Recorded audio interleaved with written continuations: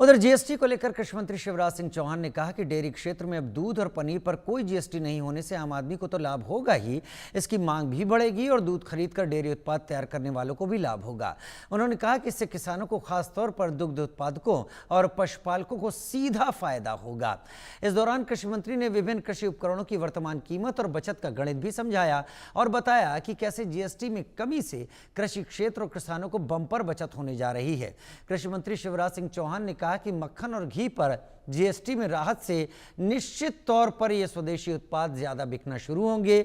दूध के डिब्बों पर भी जीएसटी घटाई गई, उसका लाभ भी डेयरी क्षेत्र को मिलेगा और अगर डेयरी क्षेत्र आगे बढ़ेगा तो सीधे किसान और पशुपालक आगे बढ़ेंगे। उन्होंने कहा कि खेती और किसानी के उपकरणों पर जीएसटी में राहत मिलने से काफी लाभ होगा।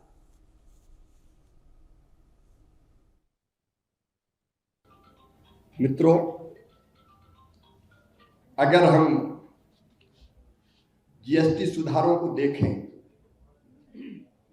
तो एक उदाहरण के तौर पर कोई ट्रैक्टर अगर 9 लाख रुपए में आता था, 9 लाख रुपए में खरीदते थे, तो अब किसान को 65,000 रुपए की बचत उस पर होगी।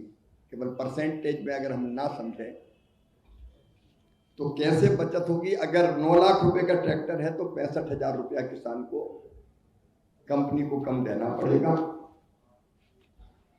अगर ट्रैक्टर 35 HP का है जिसकी कीमत लगभग 5,80,000 होती थी, तो एक ट्रैक्टर खरीदने पर 41,000 रुपए की बचत होगी।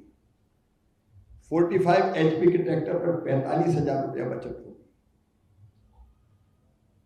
50 HP के ट्रैक्टर पर 53,000 रुपया बचत होगी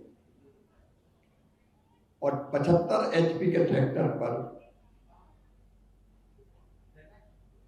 लगभग 63,000 रुपया बचत होगी।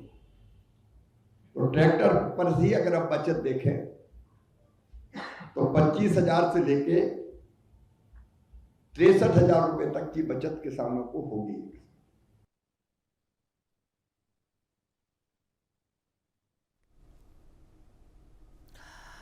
कृषि मंत्री शिवराज सिंह चौहान अपने संबोधन में बता रहे थे कि किसानों को कितना फायदा होने वाला है। डेयरी क्षेत्र की बात हो या खेती की बात हो, बम्पर बचत होगी और पैदावार भी आगे बढ़ेगी। किसानों के लिए जीएसटी की स्लैब का बदलाव एक वरदान की तरह।